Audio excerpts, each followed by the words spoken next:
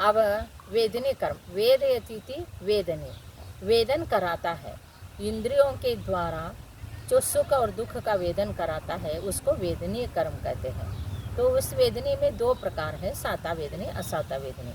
साता वेदनी कर्म जो है, चाहे उसके पास संपत्ति हो न हो, लेकिन उसके शरीर स्वस्थ रहता है, इसलिए ना जो हेल्थ है ना वो अच्छा होना ज़रूरी है। तो हेल्थ अच्छा हो तो वेल्थ इज़ वेल बोला है ना, तो हेल्थ अच्छा हो तो सब कुछ उसके पास है। संपत्ति शारीरिक संपत्ति बोला गया है, तो इसलिए इंद्रियों से जो सुख भोगता है वो क्या है, बाह्य वैभव भी रहता है उसके पास, और उसके पास से जो शारीरिक सुख है वो इंद्रियों के जन्य पांचों इंद्रियों से वैभव भोगता है सब प्रकार से।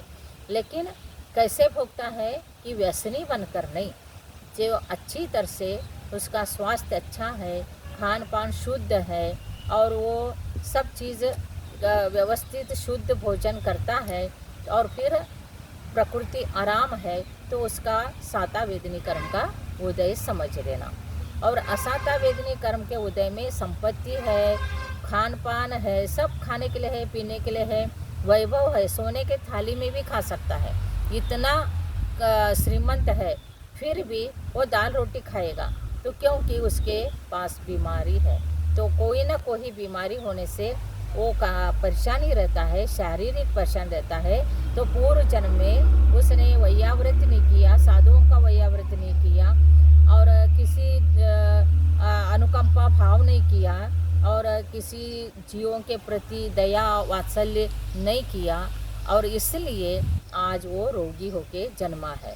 जो बीमार रहता है तो वो पूर्व जन्म में बीमारियों का सेवा नहीं किया, वयोवृद्धों का सेवा नहीं किया।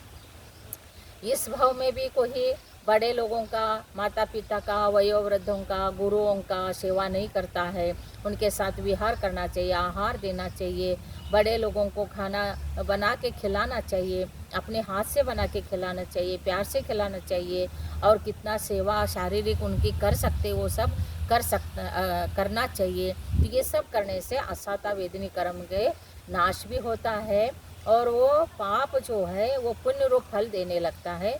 इस भाव में भी परिवर्तन होता है, पिछले भाव का पाप भी असाता वेदनी का हो तो इस भाव में वो टल भी सकता है। लेकिन प्रैक्टिकल में धर्म जो है सेवा है, सिर्फ मंदिर में जाके पूजा करने से धर्म नहीं होता है। एक जीव मात्र का ध्यान रखना, जीव मात्र को खिलाना पिलाना, उसको सुखी रखना, जितना हो सके उसके प्रति जो आप तन मन धन से कर सकते हैं वो सब करने से, इसलिए कहा ना कि अनुकंपा भाव वृत्तियों के प्रति, प्राणियों के प्रति, जीवों के प्रति अनुकंपा भाव होता है, और वृत्तियों के लिए विनय भाव, आदर भाव ये सब करते हैं। देव गुरु शास्त्र के प्रति जो बहुत श्रद्धा रहता है, रुचिपूर्वक उनकी सेवा करते हैं, तो ये सब साता वेदनी का बंध का कारण होता है। और ये नहीं करते तो असाता का बंध होता है। तो इसलिए इस भाव में जो बीमार पड़ते हैं, तकलीफ उठाते हैं, तो ये असाता वेदनी कर्म का उदय है।